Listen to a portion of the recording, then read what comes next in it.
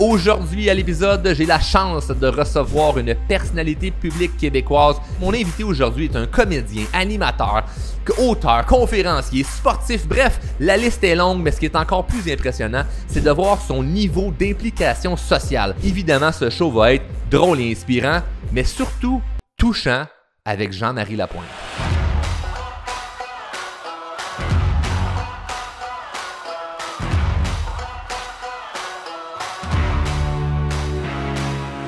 Jean-Marie, c'est un plaisir de te rencontrer. Merci d'avoir accepté l'invitation de venir faire du bateau avec moi aujourd'hui. C'est cool, vraiment. Quel beau setup. Très beau setup. Puis on va avoir une discussion, je pense, un peu différente du concept que j'ai au podcast depuis jour 1. Ben, moi, je parle beaucoup de développement personnel. C'est ça mon sujet. Je faisais ça tout seul. Et tout dernièrement, j'ai commencé à faire des interviews. Donc, j'interviewais des gens qui m'inspiraient. T'es quelqu'un qui m'inspire. Merci. Mais souvent, jusqu'à présent, j'ai eu un peu le cliché que je représente qui est des entrepreneurs qui ont parti de rien, qui ont bâti des business, qui font de l'argent. Et c'est pas nécessairement ça que tu représentes. Ou on pourrait même dire pas du tout. Pas ça, pantoute. C'est pas ça du tout que tu représentes. Et bon, il y a plusieurs personnes qui te connaissent. Là, on t'a vu dans Lancer Compte, dans Chadranville. Et tout dernièrement, en 2017, tu as fait une émission qui s'appelle Face à la rue. Ouais. Qui t'a déjà dit, t'a permis de ne pas te ramasser dans la rue.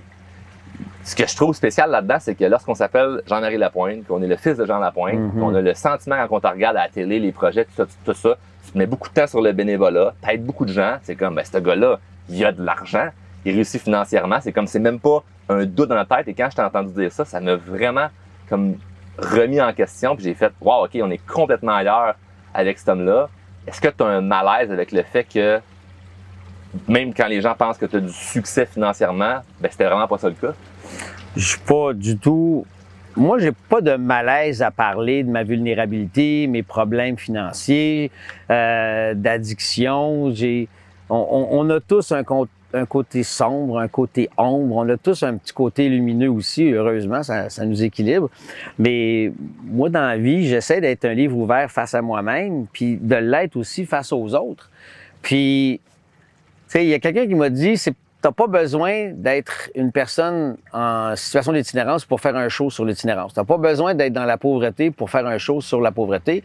Puis t'as pas besoin d'être le sujet que tu traites. T'sais, si moindrement t'es un gars ou une fille, t'es curieux, tu t'intéresses à l'humain, ben j'ai toutes les qualités requises pour m'intéresser à l'humain. Je suis un humain, je suis sensible, je suis curieux, je suis intéressé par l'autre.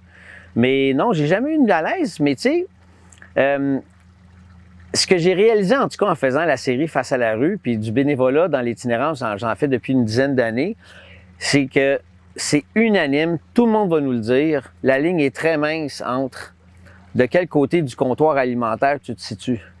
Suis-tu du côté qui donne à manger ou je suis du côté celui qui reçoit à manger? La ligne est très, très mince. J'ai rencontré tellement de gens qui ont déjà eu une vie avant, qui étaient dans le luxe, qui étaient dans l'abondance, qui étaient dans une certaine forme de richesse, sécurité financière, mais 2, 3, 4 bad luck consécutives, tu peux les fils se touchent, puis des fois, tu peux perdre le contrôle. Combien de gars j'ai rencontrés qui, suite à une séparation, un divorce, une perte d'emploi, le gars, à un moment donné, il tombe dans l'automédication, c'est une bière, c'est du vin, c'est peu importe. D'autres fois, c'est des substances plus fortes. Puis qu'à un moment donné, ça déclenche une grosse problématique de dépendance. Puis quand on est dépendant de quelque chose, ben c'est comme si c'est ça qui contrôle ta vie, puis il n'y a plus rien d'autre qui existe. Donc ça a amené beaucoup de gens, hommes, femmes, à se ramasser en situation d'itinérance. Donc, quand je regarde mon passé avec mes fragilités, 2 parents qui souffrent de dépendance. Le gène de la dépendance, je le possède en moi. Ça fait 15 ans que j'ai arrêté la consommation de toute substance. Puis le fait d'avoir grandi dans la peur due à l'alcoolisme, à l'anxiété qui vient avec tout ça, c'est comme s'il y avait une petite voix qui en moi me disait « Hey, moi, je ferai pas la même gaffe que mes parents. » Ça, c'est clair, je me disais ça.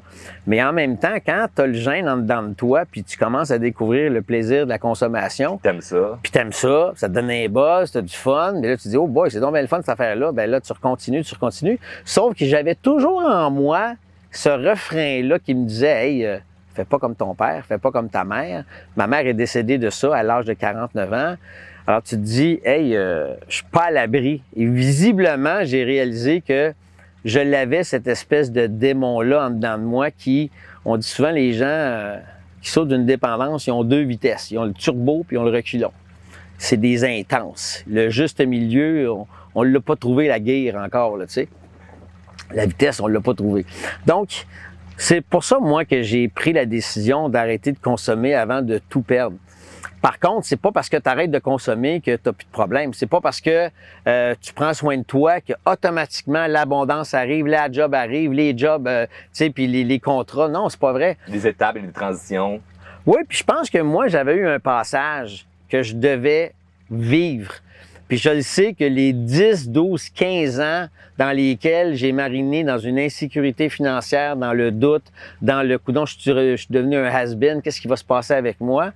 Il y a eu beaucoup de choses qui se sont passées dans ma vie qui m'ont été aussi enseignées dans le bénévolat, que ce soit avec l'itinérance, que ce soit avec les personnes handicapées, que ce soit avec de l'accompagnement de fin de vie, que ce soit avec des gens en thérapie pour des problèmes d'addiction, les troubles alimentaires, toutes des causes qui sont très enrichissantes pour moi, qui font partie de ma vie depuis plus de 20, 25, 30 ans. Alors, j'ai reçu énormément d'enseignements là-dedans. Et c'est drôle, ces enseignements-là, maintenant, je les partage dans mes projets. Et je suis persuadé que j'aurais jamais pu animer Face à la rue, Fin de mois, Victorieux à deux, tous ces projets-là, si j'avais pas été en contact avec tout ce milieu du bénévolat. Et ça, pour moi, c'est un peu comme si j'avais fait un post-doc. J'ai l'impression que j'ai quelques post-doc d'accumuler sur l'humain qui me permettent de, quand j'embarque dans un projet, bien, il y a beaucoup d'humanitude qui m'habite pour vraiment mener à terme ces projets-là. Puis les mener à terme, mais c'est surtout les habiter. Habiter tes projets, ça s'invente pas, tu sais. Un cuisinier qui est un maître pizza depuis 30 ans, qui a fait de la pizza, il maîtrise sa pâte, il maîtrise la température de son four, il maîtrise comment faire une bonne pizza. Bien, c'est difficile de transférer cette information-là en 2-3 semaines. Donc, moi, je pense que c'est l'ensemble de ma vie qui m'amène à animer un projet, une télé, faire des conférences avec sensibilité, avec humilité, puis avec de l'humanitude, je pense. Je pense que j'aime beaucoup ce terme-là. Tu as amené le point que de la dépendance, qu'il y a la grande majorité des gens qui se ramassent dans la rue, bien, il y a la dépendance qui est en jeu, peut-être qui était en cause ou que ça se passe pendant. Et quand tu as animé Face à la rue, il y a une personne au nom de Jonathan qui avait comme fumé son premier joint à l'âge de 6 ans, que ça avait été dit, et qui avait rencontré son père. Puis finalement, sa vie a commencé à mieux aller. Mais moi, ce qui m'a un peu troublé, c'est de voir un peu le build-up de « OK, là, ça va mieux, mais il est encore dans la rue. » Donc, il ne consomme plus, mais il est encore dans la rue. Comment on peut expliquer que quelqu'un se prend en main comme ça, mais il reste encore dans la rue? Il y a sûrement plein de gens qui, comme moi, doivent avoir comme une certaine difficulté à comprendre le « Voyons donc, ça va bien tes affaires, là, t'as revu ton père, tu consommes plus, comme ça doit bien aller, je comprends que c'est pas du jour au lendemain, mais comment ça se fait que quelqu'un, même s'il se prend en main, reste encore dans la rue? » Faut se demander, c'est quoi le gain? Quel est le gain à rester dans la rue ou à continuer de te tenir avec des gens de la rue? Pour la même série, François, parce que là, tu parles de Joker, son surnom, c'est Joker, son vrai nom, c'est Jonathan. Mais tu sais, François, là, il a été 13 ans dans la rue, 15 ans dans la rue. Puis la journée qu'il s'en est sorti, ben lui, ce que ça a pris, c'est une amputation d'une partie de sa main. Il avait un problème avec sa main. Exactement, parce qu'il a été retrouvé à moitié mort, gelé, en dessous du pont Jacques-Cartier. Les ambulanciers sont venus le chercher, ils l'ont rentré à l'hôpital in extremis, il a failli mourir, puis il s'en est sorti, mais avec des séquelles. Ça a pris ça comme événement pour qu'ils se disent « Wow, attends une minute, là, je pense que j'ai fait mon bout dans la rue. » Sauf que c'est pas parce que tu sors de la rue que la rue sort de toi. Et ça, je l'ai entendu souvent. Et pour te donner une idée, à son premier appartement, après avoir passé 10-15 ans dans la rue, François, ça lui a pris des mois avant de dormir dans son lit. Il dormait à terre. C'est bizarre, hein? Ça a l'air tellement illogique, mais il est tellement habitué de dormir dans des ruelles, par terre, dans des abris de fortune, Il était pas bien dans un lit. Il était carrément pas bien dans un lit. Physiquement ou psychologiquement? Ben, les deux. L'ensemble de l'œuvre, il était pas bien. Donc, pour lui, sa référence, C'est la rue. c'est le contraire de nous. Toi, au début, là, si tu te couches à terre, tu seras pas bien. Vraiment pas. Tu vas t'ennuyer de ton matelas. Mais on s'habitue à ça. Donc, lui, là, il a dû se réhabituer à le confort d'un appartement qui est tempéré, d'un appartement qui a du chauffage, d'un appartement qui a un lit, qui a un divan. Donc, il n'avait pas besoin de grand luxe, mais ça y a pris un certain temps. Donc, et encore là, aujourd'hui, ce même François, il aime distribuer de la bouffe dans la rue. Il va distribuer des sandwichs, il va aller rencontrer les gars et les filles Il est dans la plus rue. itinérant, là.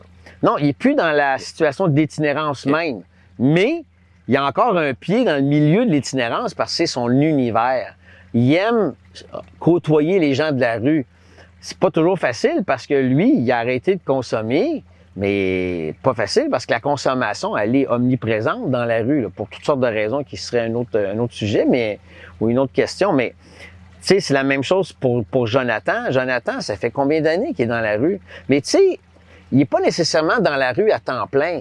À un moment donné, il va avoir un appartement, il va avoir une maison de chambre, il va avoir une ci, il va avoir une ça. À un moment donné, ben, la consommation revient, prend le dessus, puis la consommation, ça coûte cher. Tu as beau avoir un chèque d'aide sociale de 5, 6, 700 pièces par mois. Ça te garde là, en fait. Ben, c'est parce que le 700 pièces quand tu consommes, il est vite passé, là. Parce que, puis c'est important de le dire, moi, j'ai réalisé une affaire à côtoyer toutes ces personnes-là. J'ai pas rencontré grand monde qui consommait pour faire le party, là. Quand tu es rendu dans la rue, tu consommes pas pour faire le party. Cette consommation-là, c'est un médicament pour essayer d'alléger une souffrance, Moi, un mal de vivre. Dire ça, c'était les gens Médicamentent. avec soit de l'alcool ou des drogues. Ouais. Et je trouvais que c'était une façon différente de l'interpréter. Ou ce que c'est plus tu consommes parce que ben, t'es pas bon ou parce que t'es nul ou il y a de ça t'as un aussi. problème, c'est parce que t'as une souffrance puis tu veux trouver une façon d'enlever ça, donc tu t'auto-médicamentes, mais qui est nocif, on le sait tous, mais Oui, puis on n'est pas dans le jugement, tu sais. L'important, c'est quand tu rencontres des personnes en situation d'itinérance, c'est de les voir là où ils sont, pas là où ils devraient être selon tes critères à toi. Puis c'est ça aussi, hein, qu'on a dû, toute l'équipe de Face à la rue et moi, de se déprogrammer parce que on a rencontré un ex-joueur de football professionnel, Rassan, on a rencontré des gens qui avaient eu des grosses jobs dans la finance, on a rencontré toutes sortes de monde. Mais oui, le gars ou la fille a le potentiel de revenir dans la société comme on le voit, comme on le conçoit, avec une job, avec un salaire, avec un payeur de taxes, avec un appartement. Oui, oui, mais la personne, c'est peut-être pas ça elle veut. Et est-ce qu'elle est capable de revenir là? puis pourquoi ça serait pas ça qu'elle voudrait, la personne? Pourquoi? Bien, au même titre que moi, mes parents pouvaient très bien dire « Jean-Marie, je te verrai à l'université faire des études comme avocat. » Ah, mais si je le sens pas, ça m'intéresse pas. Puis peut-être qu'une fois que je vais être sur le banc de l'école, puis je vais entendre le prof, puis je vais dire « Hey, c'est bien intéressant le droit, tabarouette. » OK. Mais tu sais, tu peux pas forcer une personne à faire une démarche. Tout à fait. Tu peux pas la forcer. Et je pense que c'est comme l'espèce d'adage qui dit « ça sert à rien de tirer sur une fleur, elle poussera pas plus vite ». La personne avance à son propre rythme. Puis c'est pas parce que la fille a déjà été à l'université, puis elle a déjà eu une job, que là, elle s'est ramassée en situation dans la rue, puis elle survit avec des moyens du bord. Certaines femmes survivent avec leur corps. Ils échangent leur corps pour avoir un toit, avoir une douche, avoir un lit, avoir une certaine sécurité. Il y a des femmes qui survivent dans la rue en quêtant. Il y a toutes sortes de façons de survivre dans la rue, là. Mais pourquoi la fille voudrait pas retourner à l'appartement? C'est qu'elle est peut-être pas prête. Est-ce qu'au fond d'elle-même, tu lui dis, aimerais-tu ça avoir un appartement? La fille, comme bien des gars qu'on a rencontrés, ils nous disent oui, mais il y en a qui se sentent pas capables. Parce culpabilité non, parce que de leur milieu? Ou? Ben, je pense que ça, c'est intéressant ce que tu dis là, Charles, parce que on a rencontré beaucoup d'hommes dans la rue qui ont une souffrance silencieuse, il y a une honte. Ils sont pas bien avec eux. Alors, ils ont brisé des ponts avec des proches, avec des employeurs, avec la famille, par honte. Et pour eux autres, là, de revenir comme... Je vais donner l'exemple de Steve. C'est un gars qu'on a rencontré qui vit dans une tente à temps plein, lui. Pas loin d'une traque, dans le coin de Griffintown. Puis lui, Steve, là, lui, il a payé sa dette à la société. Il a commis des délits, il a fait du temps en prison. Puis, et ça aussi, c'est une des raisons pourquoi il veut pas rentrer dans les ressources, parce que, tu sais, tu fais la file, hein? Puis la file, ça lui ramène la prison, puis il aime pas ça. Alors, il aime beaucoup sa liberté. C'est un besoin pour lui. Mais en même temps, le même Steve, lui, là, de revenir dans sa famille, de revenir avoir une job, puis d'être rejoignable par un téléphone cellulaire, ça y tente pas. Parce qu'il y a une partie de lui, je pense, qui a honte, soit de ce qu'il a fait ou de ce qu'il est devenu. Et pour lui, de rentrer en contact avec des gens, ben, il se sent pas bien. Il se sent jugé et il se juge lui aussi. Donc, ce que je pense que de l'humain que j'ai rencontré dans la rue au sens large, là, c'est que il y a le vouloir, il y a le pouvoir, puis il y a aussi le fait que, ben, présentement, là, je pense que où est-ce que je suis dans ma vie, je me sens pas capable, je me sens pas prêt. Et nous, comme amis, comme bénévoles, comme intervenants, on doit respecter le rythme de la personne aussi. Puis... tu perds le sentiment de confiance également que la personne, si tu la pousse à « tu devrais être là », tu la fais sentir encore plus coupable de « regarde ce que tu pourrais avoir, puis regarde dans quel état tu es présentement ». On va couper des ponts. On va soit couper des ponts, mais c'est parce que la personne va pas se sentir entendue et regardée. Moi, je vais la regarder avec mes yeux d'occidental qui fait un peu d'argent puis qui vit dans une certaine forme de luxe puis de sécurité. Puis je me dis, j'aimerais ça que tu vives ça. Peut-être la personne, ça ne dit absolument rien. Mais pourquoi je pense qu'on pense ça, c'est que de façon générale, la personne qui a justement le cliché de sa maison, un chum, une blonde, une job puis toute la patente, se sent plus heureuse là-dedans que la personne qui est dans la rue qui a de la misère à se nourrir, à s'habiller, puis qui n'a pas le luxe d'avoir une douche à chaque jour. Tu sais? Mm-hmm. Donc on se dit, ben là, techniquement, si tu t'en vas là où moi je suis, ben ça va t'aider à être plus heureux. Puis on sait que dans ça, il y a des gens qui sont pas plus heureux. Il y a des gens qui ont des maisons, des bonnes jobs, qui sont dans le couple, qui sont autant malheureux que la personne dans la rue, mais je pense que socialement, on a l'impression que hey, tu serais plus heureux là-dedans. Ouais. Puis qu'au final, c'est juste le fait que tu consommes qui te garde là, tu sais. Ben, tu sais, de toute façon, comme tu viens de le nommer, il y a du malheur dans la rue, mais il y a du malheur dans la société pour une personne même bien nantie qui fait 200 000 par année. Bon. Mais une chose que j'ai réalisée aussi depuis les dizaines d'années que je fais du bénévolat dans le milieu, j'ai pas encore rencontré quelqu'un qui s'est ramassé dans la rue par choix. Que c'est un choix de vivre dans l'itinérance. Puis il y a une nuance, là. Moi, j'ai rencontré des jeunes sur le party, ils partaient du BC, puis venaient à Montréal l'été pendant 2-3 mois. Ils se tiennent pas loin de la maison du père ou encore du Bon Dieu dans la rue, tu sais, de l'organisme dans la rue.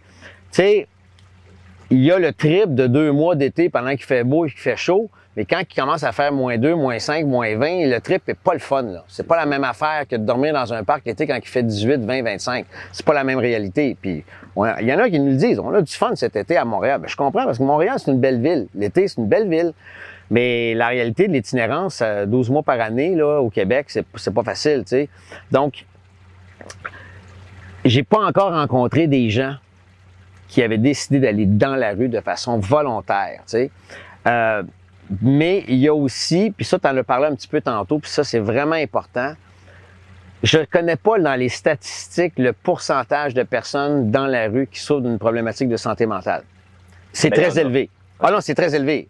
J'entends des chiffres comme 70, 75, 80, 60%. À cause qu'ils sont dans la rue, ils ont développé ça ou c'est le fait qu'il y avait une problématique? Les deux. Je te mets au défi, Charles, de te débarrasser de tous tes avoirs, de ton bateau, de ton auto, puis tu te ramasses dans la rue pendant quelques semaines, je pense que tu vas être en dépression. Probablement. Rapidement. Tout le monde. Je veux dire, on n'est pas si fort que ça, là.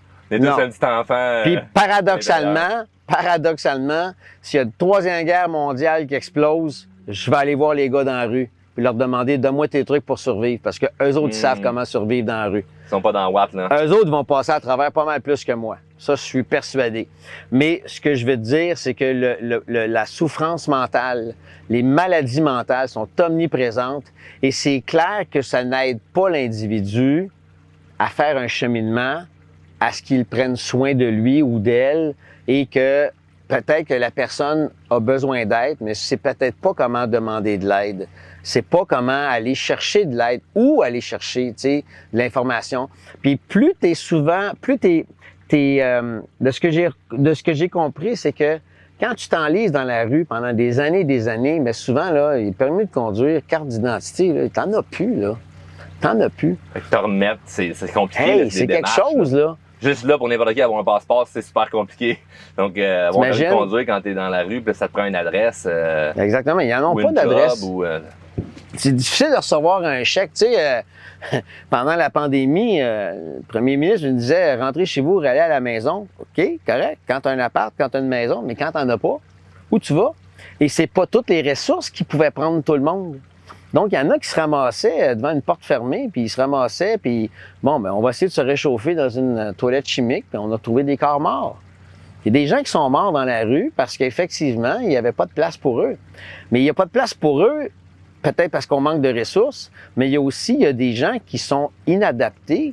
Le gars qui souffre de schizophrénie, le gars qui a une grave problématique de santé mentale, puis qui n'a pas de médicament, puis que son médicament, ben c'est peut-être le pot, c'est peut-être l'alcool, c'est peut-être une petite pilule chimique là, achetée par un revendeur dans la rue. Quand c'est ça ton médicament, là, il t'en manque des affaires pour être capable peut-être de identifier c'est quoi ma problématique, puis c'est quoi mes besoins. T'sais, les besoins de base, on les connaît. Il faut dormir, il faut manger, mais il faut boire. Mais... Est-ce qu'il y en a, tu penses, qui sont des, même si on avait toutes les ressources, qui sont des cas perdus, où il n'y a rien à faire, des questions, on avait les ressources, on pourrait aller en rattraper certaines personnes, ou comme c'est tel que tel, comme tu le vois en ce moment? Je suis persuadé qu'il y a des cas qui sont très, très lourds à accompagner et à soigner. Est-ce qu'ils sont irrécupérables? J'aime pas dire qu'ils sont irrécupérables. Est-ce que nous, il nous manque quelque chose pour rentrer plus en contact avec ces gens-là puis les accompagner? Parce que il y a des gens qui sont présentement en situation d'itinérance quelque part sur la planète et puis ils sont là et que ils auraient juste besoin peut-être d'un intervenant, une personne de confiance, un travailleur social, un bon médecin. Pour aider et accompagner une personne, ça demande la force d'une équipe. Puis ça, ben, ça demande des sous. Donc, il y a aussi une bonne volonté municipale, gouvernementale, du système de santé pour accompagner ces gens-là. Puis, tu sais, t'as beau leur donner un rendez-vous mercredi prochain à 17h, il y en a beaucoup qui n'ont pas de montre, là. Oui, il y a des gens qui ont des téléphones cellulaires, tu sais, abonnés à la carte, mais il y en a beaucoup qui n'en ont pas. C'est tough pour eux, là. Il manque le rendez-vous. Il manque le rendez-vous. Pas la date, pas l'heure. Alors, ça prend un intervenant qui sait que son client, à 17h, il y a un rendez-vous. Je vais partir de la maison du père, je vais aller chercher mon client, je vais l'accompagner à son rendez-vous. Ben, c'est du temps, c'est de l'argent. Alors, mais ça, est-ce que la société est prête à s'engager financièrement, humainement, thérapeutiquement parlant? Es-tu prête à s'engager à accompagner les plus vulnérables d'entre nous? Parce que ce monsieur-là ou cette dame-là n'a plus sa famille. Il y en a qui en ont plus. Il y en a qui ont brisé des liens pour toutes sortes de raisons. Il y a des familles qui sont inadaptées à prendre soin d'un des leurs. On ne peut pas les juger. Je le comprends. Mais c'est qui s'en occupe si toi, tu peux pas t'en occuper, tu sais? Parce que si on recule dans les années, quelques dizaines d'années, là, nous, on a connu, ma génération, le virage ambulatoire. Bon, c'est ce qui s'est passé. À un moment donné, les gouvernements en poste ont décidé, pour des raisons économiques, des raisons de système de santé, on va mettre des sous ailleurs, on va fermer certaines ailes psychiatriques de certains hôpitaux. Puis ces patients qui sont là, du jour au lendemain, se sont ramassés soit dans la rue ou retournés dans leur famille. Donc, il y a des familles qui ont pu récupérer cette personne-là. Mais celles qui n'avaient plus de famille, il y a vraiment des gens qui se sont ramassés dans la rue. Carrément, là. Véritablement, il y a des gens qui se sont ramassés dans la rue parce que l'hôpital venait de fermer leur chambre. Donc, pas facile. Mais tu sais, c'est que le gouvernement, il les a pas mis dans la rue volontairement. Eux autres, ils avaient mis en place, selon leur façon de faire, ils se disaient, ben nous, ce qu'on va faire, c'est qu'on va les accompagner autrement. Si on coupe ce service-là, on va en donner autrement. Mais il y a eu une brisure, là. Il y a eu un lien qui s'est pas créé. C'était pas de mettre du monde dans la rue, mais c'est ça qui est arrivé pareil. C'est ça qui est arrivé pareil. Il y a eu un chaînon manquant. la chaîne a débarqué, puis il y a des gens qui se sont ramassés dans la rue. Ça, c'est une des explications pourquoi il y a tant de problèmes de santé mentale dans la rue. C'est une des explications. Je parlais tantôt de François qui a un problème avec sa main, qui a une belle histoire. Là, tu lui as fait rencontrer un médecin. Oui. D'ailleurs, justement, regardez un extrait. À la fin de la journée que j'ai passée avec François, j'ai été profondément touché par sa grande générosité à tendre la main alors qu'il en avait quasiment perdu une. J'ai eu le feeling qu'il fallait que je le mette en contact avec un de mes meilleurs amis qui est un spécialiste de la main, Dr Jean-Paul Brutus, et qui a en plus la cause de l'itinérance à cœur. Alors c'est un match parfait. Alors je l'amène voir ce médecin-là pour qu'il ait au moins une idée, un avis professionnel de peut-être quelque chose à faire avec sa main. Tu avais été victime d'une brûlure au froid, hein, c'est Ouais, ça? C'est dangereux. J'ai gelé la main complètement. Depuis ce temps-là, j'ai toujours la main frette. Ferme ton poing. Est-ce que tu es capable de prendre un objet dans la main, comme ça, par exemple, et de serrer? Avec difficulté, mais quand même. L'intolérance au froid, elle pourrait être aidée si tu arrêtes de fumer. Si ça peut aider à ma main, Oui. je vais faire mon gros possible. La deuxième chose, c'est des gants chauffants, qui sont munis comme des petits fils électriques avec une petite batterie, puis ça chauffe. Ça, je peux t'en prescrire. Malheureusement, pour rendre ta main plus fonctionnelle, il n'y a pas vraiment de chirurgie qui pourrait améliorer la fonction de la main que tu as aujourd'hui. Par contre, ce qui pourrait être utile, c'est une prothèse qui est esthétique. À l'occasion, t'es gêné. Gêné, oui. Puis Avec ta main. j'étais encore gêné avec ma main, mais il faut que je fasse une carapace. Sans ta main comme elle est aujourd'hui, tu ne serais pas où tu es aujourd'hui. L'accident t'a rendu plus fort et t'a sensibilisé à la détresse des autres. La main ici est le rappel de tout ça. Et je pense que cette main comme elle est, c'est plus un signe de force qu'une faiblesse à cacher. Donc je pense qu'une prothèse c'est utile pour les gens qui veulent se cacher. Et c'est correct parce que parfois on a besoin de ça. Oui, ça, c'est... Mais dans ton cas, à toi, j'ai l'impression que cette main, comme elle est, c'est le rappel de ce que tu as vécu, mais c'est aussi Le chemin le parcouru. chemin parcouru et le symbole de la force que tu as aujourd'hui. Et si tu vois un regard curieux sur ta main, au lieu de te cacher, pourquoi pas leur dire « Je vois que vous regardez ma main, êtes-vous curieux de savoir ce qui lui est arrivé? Non, c'est vrai. » Mais c'est ta main, il ne faut pas la cacher. Ouais, c'est un bon conseil que tu me donnes. Merci beaucoup. J'ai bien aimé comment il a expliqué le fait qu'au final, la main, c'était pas un signe de faiblesse qui devait se sentir mal puis de cacher, mais plutôt une force. Puis je pense qu'il y a quand même eu un breakthrough. Là, Oui, un déclic. Il y a eu un déclic dans sa tête. Comment tu as vécu ça, toi, ce moment-là? Puis comment tu vois ça aujourd'hui de façon où oui, les gens vont voir ça en disant « Hey, c'est beau », mais dans chacune de nos vies, je pense qu'on peut prendre quelque chose qu'on n'aime pas puis transformer ça en force au lieu de le garder comme faiblesse. On a tous des particularités, on a tous des limitations, on a tous des choses qui nous rendent mal à l'aise, nous gênent, nous font honte. Mais toutes ces limitations-là, ces handicaps, peu importe, ces particularités-là peuvent devenir des forces, comme tu dis si bien. T'sais, moi, je suis d'accord avec toi. Tout est dans la façon de le voir. Tout est dans la façon de lui donner une signification, tu sais. Viktor Frankl qui a dit « L'homme peut survivre à toutes les souffrances pourvu qu'il y trouve un sens ». Alors François, quand il a déclenché peut-être que cette main-là, amputée de plusieurs doigts, est aussi un rappel d'où il vient. Et que moi, les personnes que j'ai rencontrées qui avaient des limitations, c'est celles qui sont le plus à l'aise à en parler, qui mettent tout le monde à l'aise autour. Tu sais, quand t'es gêné, puis que tu caches ton handicap ou tu caches quoi que ce soit, et même à ça, je veux dire, ça peut être plus loin que ça. Mettons, si moi j'ai une peine d'amour, si moi je file pas, puis j'essaie de le cacher, mais si toi tu viens me voir puis tu me dis « Hey, ça file pas », « Oh, c'est correct, ça va se replacer, c'est bon. » Mais si, mettons, tu me dis « Attends une minute, Jean-Marie, je tiens à toi, puis on dirait que ça va pas. J'aimerais ça savoir, qu'est-ce qui se passe? Peux-tu m'en parler? » Bien là, tu me crées un lien de confiance, puis tu me viens de m'ouvrir la porte à me dire, OK, lui, je peux être vulnérable avec, il ne me tapera pas dessus, puis même, il s'est intéressé à moi. Puis là, ben, l'exemple de François avec la main, avec Jean-Paul, le médecin, ben, tu sais, c'est sûr que beaucoup de gens regardent François avec ses doigts coupés. Puis probablement que François regarde ça et ça peut évoquer en lui des très mauvais souvenirs, mais ça peut aussi évoquer un souvenir que « Hey, je suis un tough, moi, je suis un résilient. J'ai laissé une partie de ma main dans la rue, mais je suis encore là. Et qu'est-ce que ça me rappelle? » Alors, tu sais, même s'il lui manque une paquet de doigts dans sa main, il est quand même capable de tendre la main. Et il le fait à tous les jours. Il le fait à tous les jours.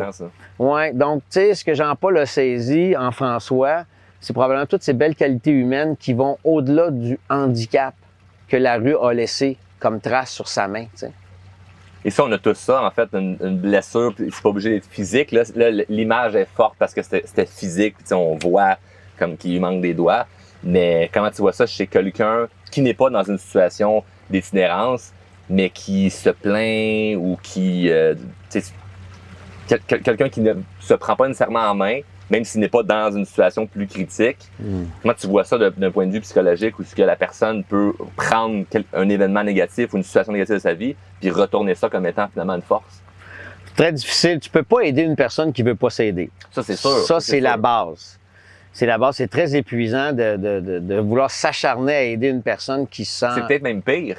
Parce que des fois, il y a certaines personnes qu'on peut leur dire « Regarde ton talent, regarde ton potentiel, regarde comment tu pourrais être X, Y, Z. » Puis la personne se sent encore plus coupable de « Ben mon Dieu, c'est vrai, dans le fond, je suis tellement pas bon. » Puis la personne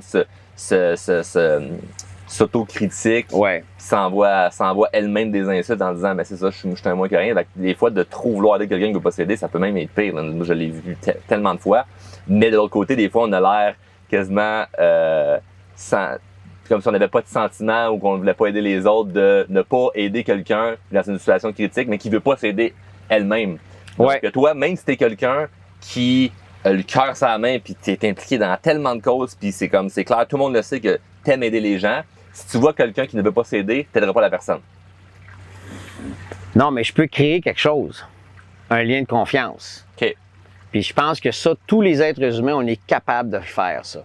Je veux dire, si toi, tu es dans une situation, puis t'es pogné dans ta tête, ça va pas, t'as eu une peine d'amour, l'argent rentre pas, t'as perdu ta job, puis je sens que tu te plains, puis je sens que tu souffres à l'intérieur de toi, puis je dis, y a-tu quelque chose que tu veux que je fasse pour toi? Qu'est-ce que je pourrais faire pour t'aider? Puis peut-être que tu pourras pas me répondre à ce moment-là. Peut-être que t'es trop dans ta souffrance, t'es trop dans ta peine, mais si au moins je te dis, regarde, si tu as besoin d'aide, je suis là. Si tu veux qu'on aille à un rendez-vous, puis tu n'as pas ta voiture, ça va me faire plaisir de t'accompagner. Fais-moi signe. Donc, je peux garder le lien avec toi tant et aussi longtemps que tu es dans une certaine forme de détresse, mais je peux pas te forcer à aller voir le médecin, tu sais. Fait que tu te mets disponible pour l'autre en disant, en fait, tu ouvres une porte en étant comme s'il y a quoi que ce soit, je suis là. Fait que la personne elle a l'option, puis elle a un certain lien de confiance de, OK, Jean-Marie est prête à m'aider, mais si la personne ne t'appelle pas, tu vas pas courir après pour faire les suivis. Je peux pas, non, j'irai pas forcer, mais de temps en temps, un petit texto, hey, comment ça va? Tu demandes des nouvelles. Tu veux pas non plus le harceler puis le gosser, mais je pense que la personne. En douceur, en fait. Oui, en douceur, puis la personne va sentir qu'avec toi, elle se sent non jugée, elle se sent aimée, elle se sent elle-même. C'est-à-dire que peu importe ce qui va se passer, je peux te faire confiance, tu sais. Donc, c'est de créer ce lien-là, cette espèce de connexion d'âme qui est là, puis que la personne va le savoir en maudit, là. Elle va le savoir parce que assez qu'il y en a qui l'ont abandonné, qui l'ont rejeté, mais toi, tu fais partie des rares que, hey, je suis là. Il t'a dit, t'es dans le non-jugement, en fait, la personne ne se sent pas jugée. C'est quoi ton regard sur, justement, le jugement des autres? Parce qu'il y a plein de gens qui se freinent pour quoi que ce soit dans leur vie parce qu'ils ont peur, justement, d'être critiqués ou de se faire juger. C'est quoi ton regard sur le jugement? Le jugement des autres par rapport à moi? Oui, par rapport à toi qui te ferais juger ou quelqu'un qui se freine dans sa vie d'avancer parce qu'il se sent jugé. Bien, je pense que le jugement indique beaucoup plus d'informations sur la personne qui juge que celui qui est jugé. Je veux dire, toi, je vais te donner un exemple. Mettons, je viens de m'acheter un nouveau iPhone. Puis là, je patente dessus un peu, je m'amuse, puis je dis, hey, j'ai un nouveau iPhone. Puis là, tu me regardes, tu dis, ben voyons, pourquoi t'as vu 500$, 1000$, t'as vu ça, t'es bien épais. Ben non, mais je n'avais besoin, puis en plus, il est le fun de prendre des belles photos, puis j'en ai besoin pour mon travail. Mais non, mais t'es bien innocent, t'aurais dû recycler ton ancien. Puis là, je t'entends me sermonner, puis là, je sens qu'il y a un gros jugement que, hey, t'es bien épais d'avoir mis 1000$ sur un appel. Tu sais? La même scène avec mon grand chum Pat qui me dit, tabarouette, t'as le nouveau iPhone, t'es bien chanceux, man. Hey, tu vas faire des photos avec ça, avec c'est 40. Donc, tu vois-tu qu'il y a deux réactions différentes? La même affaire. T'sais? Ou une chose plus banale que, tu sais, mettons, j'échappe ma bouteille, je fais un dégât, puis là, si je me sens mal, toi, tu me dis, hey, là, c'est pas grave, ça s'étoile, il n'y a pas de problème. Mais je connais d'autres gars que si je fais ça, si t'es bien épais, tabarnak. Puis là, la même situation, le même geste, deux réactions différentes. Donc, qu'est-ce qu'on doit regarder? Le geste ou les réactions? Donc, moi, si j'ai deux réactions différentes face à ce que je suis ou face à ce que je fais, ça me donne bien plus d'informations sur les deux individus. Le problème, c'est rare qu'on va faire ça, puis on va plutôt se regarder, ah oui, il a raison, moi, on dit que je suis bien épais. Là, on se tape sur la tête, tu sais. Ou encore le contraire, hey, c'est que je suis hot, le nouveau iPhone, il le trouve hot, tu sais. Là, je vais me trouver hot, je vais me taper l'ego, puis je vais me dire, je suis donc bien hot. Donc, honnêtement... Fait que l'un est pas meilleur que l'autre, en fait. Dans quel sens? Ben, quand tu dis... Si tu sens mal de te faire juger, oui. tu prends la réaction de l'autre en étant négative. Oui. Mais si la personne, seulement son jugement, c'est quelque chose de positif, oui. là, tu reprends encore plus en disant que je suis bien meilleur de ce que je pensais être, parce que là, la réaction de l'autre amplifie mon niveau de bonheur, parce que là, j'ai une reconnaissance. Là, oui, mais ce que je peux te dire dans ça, c'est que finalement, dans l'émotion que je vais vivre, peu importe l'émotion, la réaction de l'autre va m'en donner beaucoup plus d'informations sur lui ou sur elle que sur moi. Donc, c'est ça qui devient intéressant par rapport au jugement ou au non-jugement, pour revenir à ta question. Je suis. Donc, le jugement, d'après moi, c'est si moi, je suis bien dans ma peau, si moi, je suis zen, si moi, je médite, ça va bien, puis quelqu'un me juge, je vais le regarder et dire « Ah, OK, pourquoi qu'il me juge? Qu'est-ce qui se passe dans sa vie? » Au lieu de me remettre en question, je vais plutôt le regarder et dire « Qu'est-ce qui se passe dans sa vie pour qu'il y ait eu tel regard sur moi? Qu'est-ce qui l'habite en ce moment dans sa vie? » Est-ce qu'il s'est chicané avec son conjoint, sa conjointe? Tu vas aller jusqu'à avoir de l'empathie pour la personne qui te juge. Ben c'est ça qu'il faut faire. Ben non, mais moi, je pense que c'est la seule issue. C'est excellent ce que tu dis, c'est excellent parce que nous, avec Drôlement Inspirant, on accompagne des milliers de personnes dans le développement personnel. Puis le jugement des autres, c'est un point qui bloque, freine et blesse tellement de gens. C'est normal. Puis je me sentais des fois un peu tout seul de dire ça, comme, ben, au final, mettre de l'empathie sur le fait que l'autre personne, c'est elle qui est dans une mauvaise situation, mais généralement, quand on se sent jugé, on est soit en colère après l'autre ou blessé ou les deux. Ouais. Donc, mais comment tu arrives à faire cette espèce de déclic-là? Est-ce que parce que tu es né comme ça? Non. Mais ça a été quoi le processus de aujourd'hui, si tu sens que tu te fais juger, tu as plus de l'empathie que de la peine?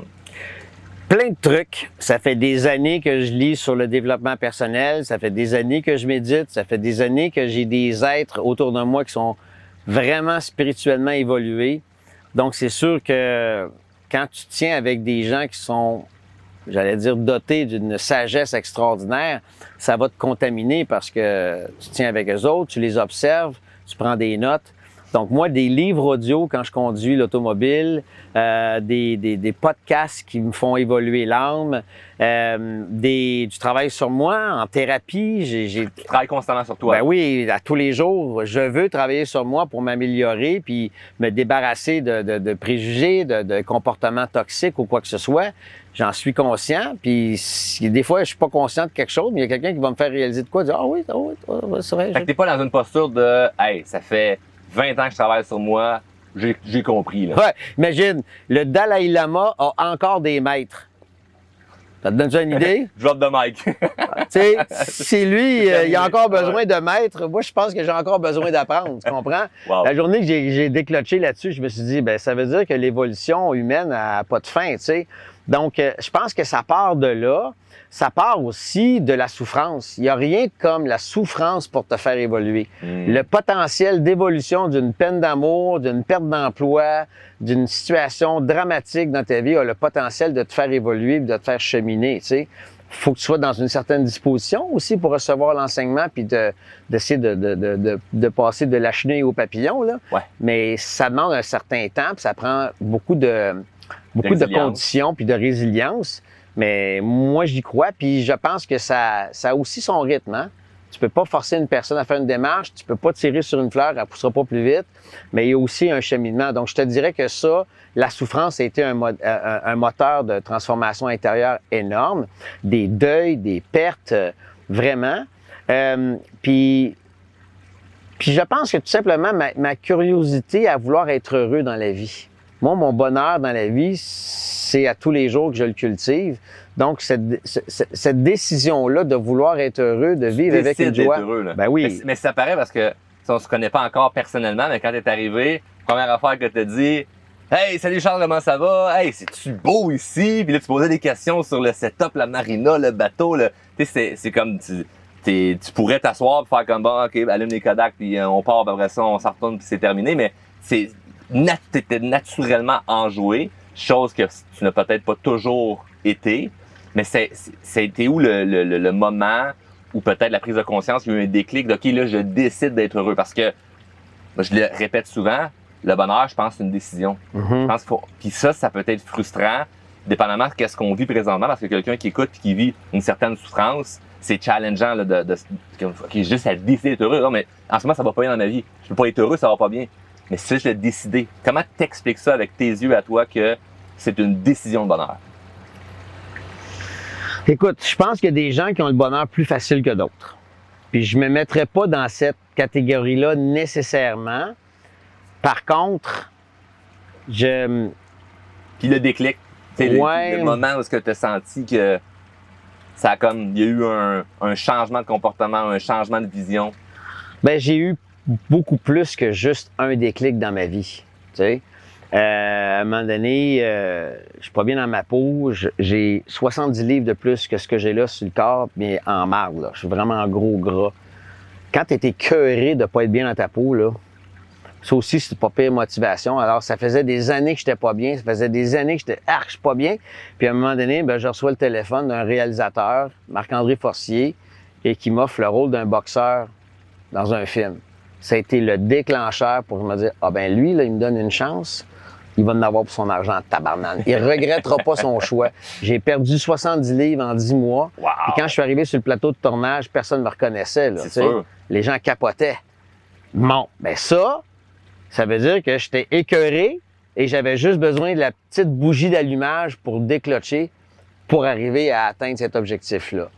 C'est la même chose quand tu es écœuré d'être dans des patterns relationnels. Pourquoi je tombe tout le temps sur les mêmes personnes? Pourquoi je suis dans tel type de relation? Pourquoi je répète la même affaire? Hein? Einstein a dit, c'est quoi la folie? C'est de répéter la même chose puis de s'attendre à des résultats différents. Exactement, c'est ça la folie. Ouais. À un moment donné, tu es en train de virer fou. Là. Comment ça se fait? Alors ça, à un moment donné, tu te dis, il y a quelque chose qui tourne pas rond dans mon système. Il y a quelque chose que je fais pas comme faux, là. J'ai besoin d'être réparé quelque part. Là, tu vas aller chercher un réparateur d'âme. Tu vas aller en thérapie. Tu vas aller voir un médecin. Un mécanicien de l'esprit. Un mécanicien de l'esprit, tout à fait. Et parlant de l'esprit, je pense profondément que de méditer à tous les jours m'aide à être beaucoup plus zen, à prendre une certaine distance, tel que l'exemple de quand tu te fais juger puis tu te fais envoyer chier. Ouais. C'est normal, l'ego, on est blessé puis on dit hey, qu'est-ce qu'il prend dans lui? Mais il y a aussi cette espèce de réflexe-là qu'on peut installer de plus en plus qui nous donne un espèce de recul. Tu as une perspective parce que quand tu médites, tu apprends à être dans l'instant présent et tu apprends à devenir un peu témoin du flot de pensée que tu as dans ta tête. Prendre la hauteur sur tout exactement. Alors, cette hauteur-là que tu prends, c'est comme si tu devenais l'observateur de la personne observée. C'est la même personne, mais tu prends un certain recul. Et ce certain recul-là t'aide énormément dans les situations où tu ne deviens plus victime de tes propres émotions. Tu n'es plus esclave de tes émotions, mais tu deviens témoin. Ah boy, OK, là, je suis vraiment joyeux. Différent. C'est pas la même game. Parce que chaque événement, tu ne le vis plus de la même façon. Moi, je dis souvent la fameuse phrase, ça va être curieux de voir comment ça va se retourner à mon avantage. Chaque fois qu'il m'arrive quelque chose de négatif, je me dis, ça va être curieux de voir comment ça va se retourner à mon avantage. Parce que je n'accepte pas... Oh, il y a de la vague, hein? C'est pas le mal de mer? Pas à date. Pas à date. Mais j'ai pas le pied marin, mais là, Ça brosse un peu. si c'était ça pendant 3 heures, Ah, là, là, sors les gravoles parce que...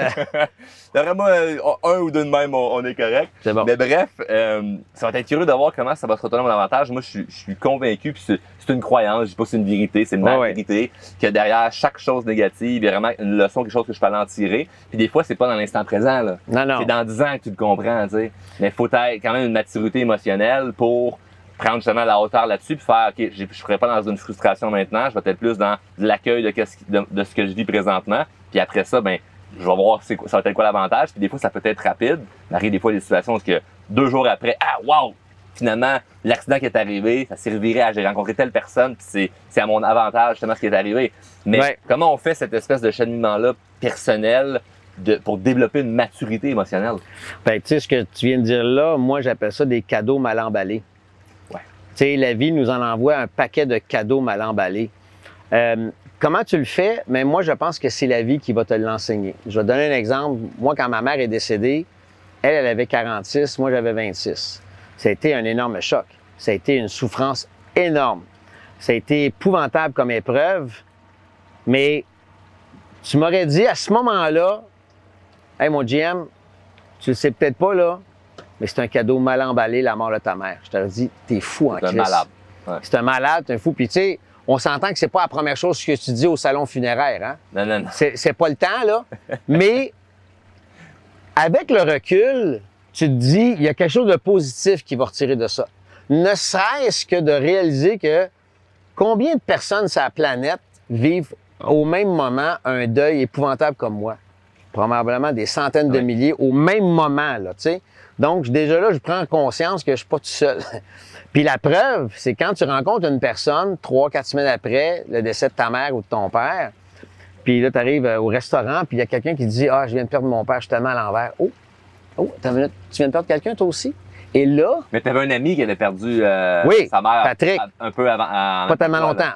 Tu avais quelqu'un avec qui tu pouvais vous comprendre. Ben exactement. Partager le deuil d'un parent à quelqu'un qui a jamais vécu ça encore. Oui, il peut pas le comprendre. Il va le comprendre avec un peu sa tête, mais il va aussi le comprendre avec ses peurs. « Hey boy, j'aimerais pas ça que ça m'arrive. » Exact. Tandis que lui, il venait de vivre l'épreuve de perdre sa mère. Alors lui, il comprenait comment moi je me sentais. Alors moi, quand je venais de lui parler, j'étais capable d'en parler et de me sentir compris. Compris avec le cœur, compris avec les larmes. On était capable de pleurer ensemble. Donc, c'est rassurant de savoir, c'est réconfortant de savoir qu'il y a des gens qui te comprennent dans ta détresse. Alors, au fur et à mesure que les semaines et les mois se sont écoulés après le décès de ma mère, il y a des questionnements qui commencent à pointer à l'horizon. Là, probablement que tu réalises que, écoute, la mort, ça arrive, hein? Pas juste dans les films, pas juste chez les autres. Ouais. Ça t'arrive, puis ça fait mal. Donc, tu prends conscience que tu es peut-être le prochain. C'est qui? C'est-tu mes sœurs? C'est-tu mon père? Donc, tu prends conscience du précieux de la vie aussi. Du précieux de la vie parce que tu viens de perdre quelqu'un de proche. De trouver la vie plus belle? Ah oui, ça c'est clair. Moi, c'est ce qui s'est passé. Est-ce que c'est ce qui se passe avec tout le monde? Pas nécessairement. Pas sur le coup. Mais avec ça, c'est là qu'une quête de sens s'est installée dans ma vie. Puis là, tu te dis, mon Dieu, la mort arrive, ça va arriver subitement. Est-ce que je suis le prochain? Qui est le prochain? Où est-ce qu'on va quand on meurt? Est-ce qu'on va quelque part? Y a-t-il un paradis? Y a-t-il la réincarnation? 1001 questions, j'ai pas trop de réponses, mais c'est une quête de sens. Alors, tu lis sur la spiritualité, tu lis sur le deuil, tu lis sur les soins palliatifs et s'installe en toi une curiosité. Wow! Eh bien, j'aimerais ça côtoyer ces gens-là parce que j'ai rarement rencontré des gens plus vivants que ceux qui travaillaient dans le milieu des soins palliatifs puis en oncologie. J'ai vu, puis dans le milieu de la souffrance en général, dans le milieu de l'itinérance, dans le milieu de la pauvreté, dans le milieu de la maladie, dans le milieu de la souffrance humaine, ceux et celles qui y travaillent sont souvent des gens qui ont des âmes tellement bonnes, tellement bienveillantes et qui savent la valeur de la vie, de la santé, de l'abondance, qu'ils l'apprécient. Parce qu'ils ont vécu la souffrance du contraire. Ben, ils sont complètement submergés à tous les jours dans cet univers-là de souffrance.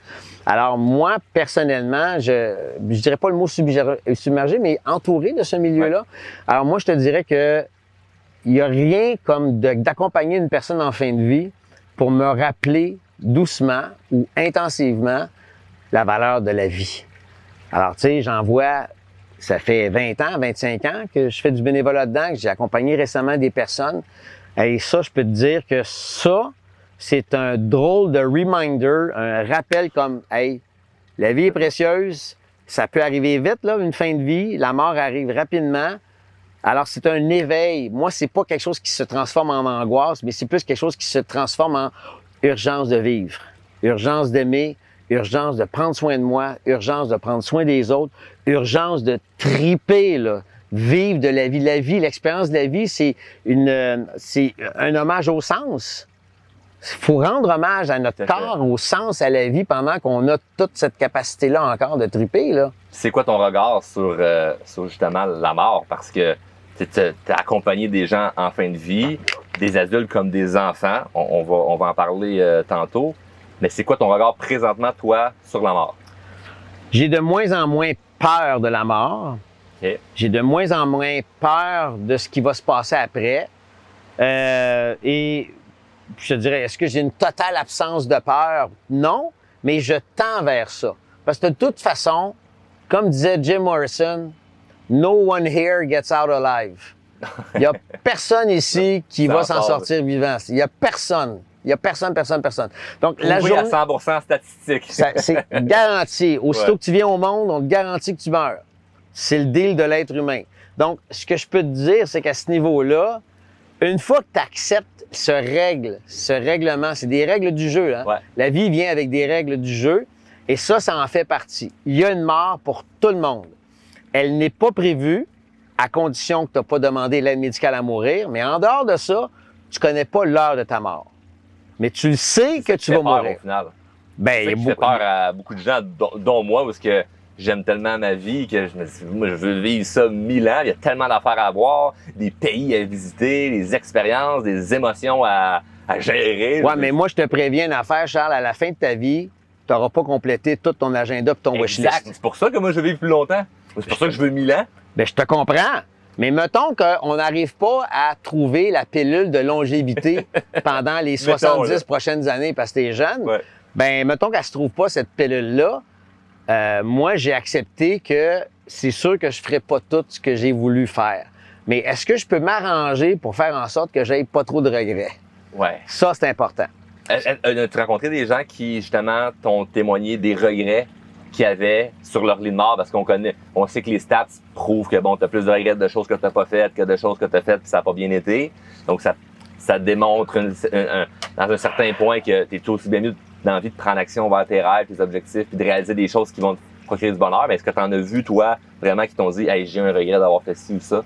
Bien, j'ai pas entendu ça de la bouche de Laurent, de Johanna, de Timothée Gabriel, qui sont des ados qui sont décédés ou des jeunes adultes qui sont décédés très jeunes. Par contre, il aurait eu envie de vivre. Il aurait eu envie de vivre un paquet d'affaires, c'est clair, mais il y a une forme d'acceptation. Quand tu le sais que tu peux pas, quand tu le sais que ça fait partie, que présentement, dans ta vie actuelle, il y a une fin, puis elle est imminente, c'est une question de jours, d'heures, de semaines, c'est sûr que en toi, tu as la possibilité de cheminer puis de t'éveiller à une réalité qui fait que, OK, ben j'accepte. Parce qu'on passe par plein d'étapes, là, quand on... C'est dans l'acceptation que notre peur peut s'en aller. Oui, moi, je pense que oui. L'acceptation, je veux pas dire qu'on est résigné dans le sens avec une connotation négative, mais je me dis, regarde, j'accepte que je vais mourir, j'accepte qu'il y a une fin, j'accepte que je vais tout perdre d'une shot. C'est aussi bien de me préparer tout de suite à perdre. Donc, quand je casse quelque chose, quand quelque chose se casse, je me dis, OK, c'était une question de temps. La lunette allait casser. Quand mon téléphone fuck, puis c'est sûr que c'est pas drôle. Quand ta voiture, t'as un accident, puis c'est une perte totale, bon. Ce que je veux te dire, c'est que je ne m'attache pas au matériel, mais j'en profite au maximum pendant que je l'ai. Puis c'est la même chose avec les amis. Hey, mais je veux mettre un point sur ce que tu as dit parce qu'il y a une nuance extrême là-dedans de je ne m'attache pas au matériel, mais j'en profite. Fait que ça veut dire qu'on peut justement profiter du matériel, l'utiliser pour notre bonheur, pour des raisons bienveillantes, sans nécessairement être attaché à ça. Puis ça, on se rejoint à 1000% là-dessus parce que moi, je le vis où il y a plusieurs personnes qui m'avaient déjà identifié comme matérialiste parce que j'ai beaucoup de trucs matériels. Mais pourtant, si je brise mon auto, ma montre ou mes lunettes, je pars à rire et je m'en fous complètement. parce que je suis détaché de ça. Puis je trouve que en arrière de ça, dans le détachement de ces choses matérielles-là, il y a beaucoup de bonheur. Et là, toi, tu ramènes ça à carrément la mort, où ce que, ben, en te détachant du fait que, ben, un jour, c'est ta vie qui va briser et non du matériel. En acceptant ça, ça fait en sorte que, ben, tu vis mieux avec. C'est clair. C'est clair. C'est une acceptation. Puis plus on accepte notre finitude, plus s'installe en nous une urgence de vivre right now, maintenant. C'est important, là, tu sais. Oui, il y a une date de tombée, on la connaît pas, profitons-en. Donc, je m'attache pas au matériel, mais pendant que je l'ai, j'en profite. Comme tu l'as dit, tu sais, je vais le savourer, je vais m'amuser. Mais pour revenir à ta question de tantôt, j'ai pas rencontré, moi, j'en ai pas rencontré, mais je sais que ça existe. Il y a des gens qui ne meurent pas heureux. Il y a des gens qui ne meurent pas en paix. C'est la pire chose. Ça, c'est la pire chose, effectivement. Moi, ça serait ma plus grande peur. C'est pas tant la peur de mourir que de mourir pas en paix.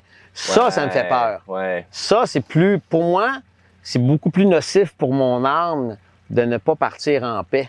Parce qu'il y a des gens qui vont partir, il y en a plein de gens qui partent avec des choses non réglées, des choses non dites. Ça, c'est triste. C'est triste pour bien du monde.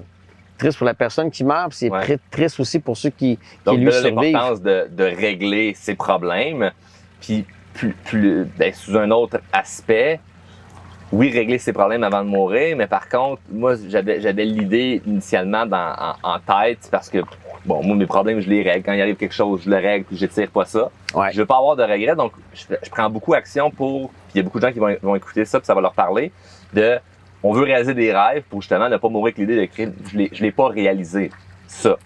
Sauf que là, on peut tomber dans une espèce d'excès de vouloir comme faire plein de choses. Mais ça aussi, ça peut être nocif. Et là, toi, tu es dans une posture où tu médites, tu es dans un état d'esprit peut-être de pleine conscience, où tu prends de la hauteur sur plein de choses. Le plus possible. Puis tu essaies d'être dans le moment présent. Ouais. Comment tu vois ça, l'idée de l'espèce de clash de je veux vivre, urgence de vivre, mais en même temps, faut pas que je m'étourdisse là-dedans à me fatiguer de faire trop de choses, puis au final, être malheureux, parce que si tu travailles trop, tu fais trop de choses, ben, tu tombes fatigué, t'as plus d'énergie, puis plus heureux. Tu sais, il y a une chanson qui était populaire, je pense, dans les années 60, qui disait, c'est André Sylvain qui disait on perd sa vie à la gagner. C'est triste, hein? Oui, c'est triste, on peut s'étourdir là-dedans. Puis Pauline Martin m'avait déjà dit les objets qu'on possède finissent par nous posséder. Donc, quand tu en prends conscience, tu te dis, OK, c'est vrai que l'objet, par mon attachement à lui, c'est lui qui me possède. C'est pas moi qui te possède, là. C'est lui qui me possède parce que si je le perds, si je me le fais voler, là, je pars en crise, je pars en vrille dans ma tête, puis là, je suis en tabarnouche, puis là, je perds possession de mon objet, mais je perds complètement le contrôle. Donc, c'est qui me contrôlait? C'est pas mal plus l'objet, de par mon lien d'attachement. Donc, c'est ça qui est pareil, qui est différent. Donc, puis, tu sais, pour faire du pouce sur ça, ben oui, je veux réaliser des beaux projets, je veux faire le plus d'activités possibles qui me font vibrer, mais je veux pas m'étourdir, je veux pas perdre ma conscience de tout ça. Parce que, tu sais, quand je suis sur mon kayak, quand je suis en train de ramer, puis je suis dans l'instant présent, puis je sens la douleur dans mon corps, puis je sens la vitesse de mon bateau, je suis pleinement vivant. Je ne veux pas être ailleurs. Donc, je pense que l'antidote à cet étourdissement sans cesse d'une activité à l'autre, c'est la pleine conscience du moment présent. Quand on vit pleinement l'instant présent, puis qu'on le savoure, puis qu'on est totalement absorbé, on est dans cette espèce de flot présent, là, il y a quelque chose qui ralentit en nous. On n'est pas dans next, what's next, on est plus dans hey, c'est hot ce qui se passe présentement. Alors, quand on est là-dedans dans notre vie, il y a quelque chose qui ralentit en nous. On n'est plus dans l'effervescence puis le turbo de faire le plus de choses possible, mais de faire les choses le plus possible de façon présente et consciente. Moi, je pense que ça, c'est l'antidote à la vitesse. Et comment on arrive à être dans cette espèce de moment présent-là? Parce que, je pourrais dire, tout le monde qui écoute présentement va se dire « Ah, c'est d'une évidence, faut être dans le moment présent. » On l'a entendu. C'est vrai. Mais comment tu arrives à faire ça, tu sais, de façon comme mécanique? C'est quoi ton process pour arriver là-dedans? C'est-tu de faire quelque chose qui nous passionne, de faire quelque chose qu'on aime? C'est quoi la technique? Instinctivement, les gens qui sont passionnés par l'horticulture, par exemple, ils trippent. Ils sont à genoux dans le potager. Ils sont en train de préparer les pousses, les semences. Ils vont sarcler le terrain. Ils regardent pas l'heure. Généralement, quand tu regardes pas ton heure, ça veut dire que tu fais ce que tu aimes, puis tu aimes ce que tu fais, et tu as la récompense de l'instant présent par la qualité de tout ce que tu vis. Donc, moi, je pense que ça, de trouver des passions, ça, c'est sûr que ça aide à être beaucoup plus dans l'instant présent. Mais j'ai parlé tantôt de la méditation. L'entraînement de l'esprit à être dans l'instant présent va se multiplier partout dans ta vie. Plus tu médites, plus tu calmes ton esprit, plus tu ralentis le flot de tes pensées, plus tu vas être présent dans l'activité d'être assis sur un coussin puis de méditer puis de respirer par le nez, plus tu vas être capable d'être présent dans le reste de ta vie. Parce qu'on médite pas pour être des bons méditants. On médite, c'est pas l'objectif, on médite dans le but d'entraîner son esprit à être beaucoup plus en pleine conscience dans tout ce qu'on est, dans tout ce qu'on vit, dans tout ce qu'on ressent, dans tout ce qu'on voit, dans tout ce qu'on est, dans tout ce qu'on fait. Moi, la méditation, c'est ça. Donc, c'est ce qui me permet d'être présent avec toi là. C'est ce qui me permet d'être présent avant d'arriver ici. C'est ce qui me permet d'être présent tantôt quand je rembarque dans mon auto pour aller vers où je dois aller. Je vais être présent là. Et quand je vais être arrivé à mon autre destination, je vais être présent là et je vais l'apprécier. C'est quand je suis désynchronisé que je suis pas bien. C'est quand je suis ici, avec toi d'accord, mais que c'est long, j'ai hâte d'arriver à la maison, puis là, j'ai envie, puis là, tu comprends, là, je suis plus là. Je suis plus dans l'appréciation.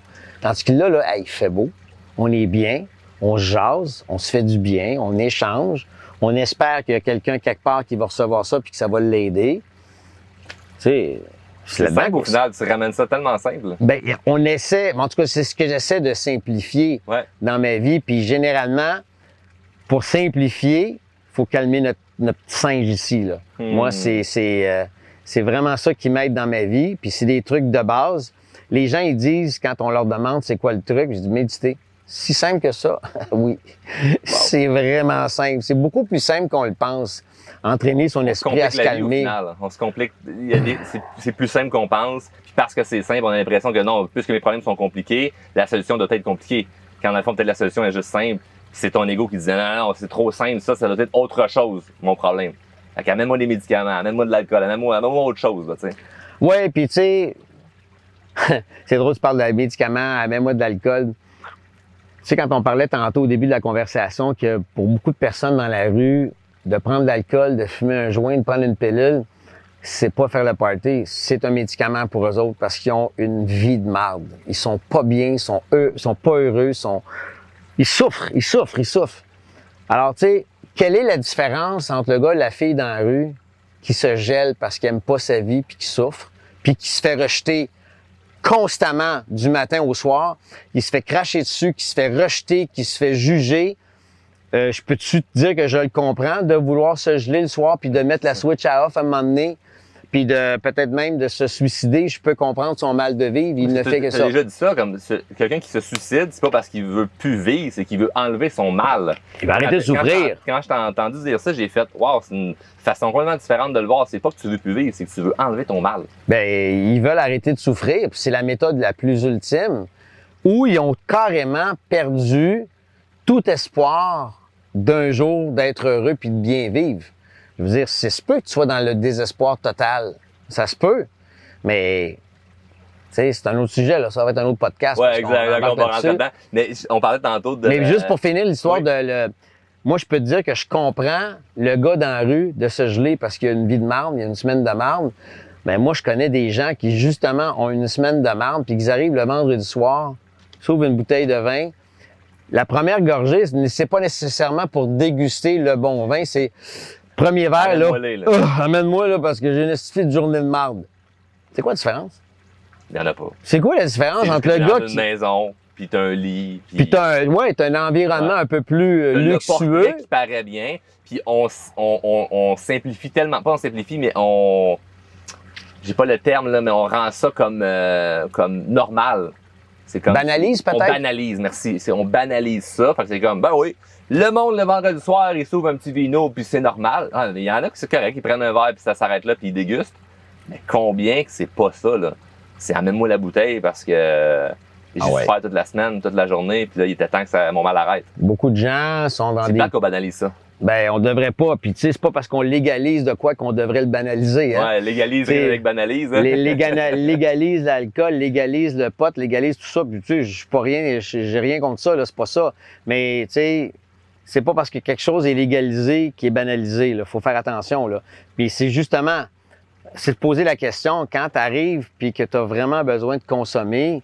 Puis, je parle pas d'une personne là, qui est dans la détresse puis qui est dans la rue puis entre la vie et la mort. Non, je te parle d'une personne job, vie normale, tranquille. Mais il y a des gens qui sont profondément malheureux dans leur vie, puis qui ont besoin de consommer, qui ont besoin de se geler, qui ont besoin de consommer du sexe, du travail, du matériel, des robes, des souliers, de la bouffe, de la dope. Pourquoi tu as besoin? La dépendance, c'est pas juste une bouteille ou un joint. La dépendance, c'est très, très large. C'est très, très large. Des fois, ils vont transférer de dépendance. Ah, j'ai arrêté de boire, ouais, mais je commence à gambler. J'ai arrêté de gambler, mais je joue aux jeux vidéo intensément. Comme la dépendance, ça peut... Là c'est rendu le porno. Après ça revient à l'alcool. Ça fait aller dans... Cigarettes, là, effectivement. Donc, tu sais, on peut se rendre compte que tout autour de nous, il y a beaucoup de gens qui souffrent. Il y a beaucoup de gens qui souffrent. Puis, qu'est-ce qu'on fait avec ça? Qu'est-ce qu'on fait quand on est entouré de gens qui souffrent? Est-ce qu'on fait comme si rien n'était? Est-ce qu'on s'intéresse à eux? Est-ce qu'on leur demande? Y a-t-il quelque chose qui va pas? Veux-tu qu'on en parle? Ça demande une bonne disposition, là. Faut être généreux de son temps, faut être attentif, faut être à l'écoute. Ça demande une disposition. Puis c'est pas facile d'être toujours dans cette disposition-là, là. C'est clair. Et toi, tu es dans cette disposition-là. Ben, j'essaye le plus possible.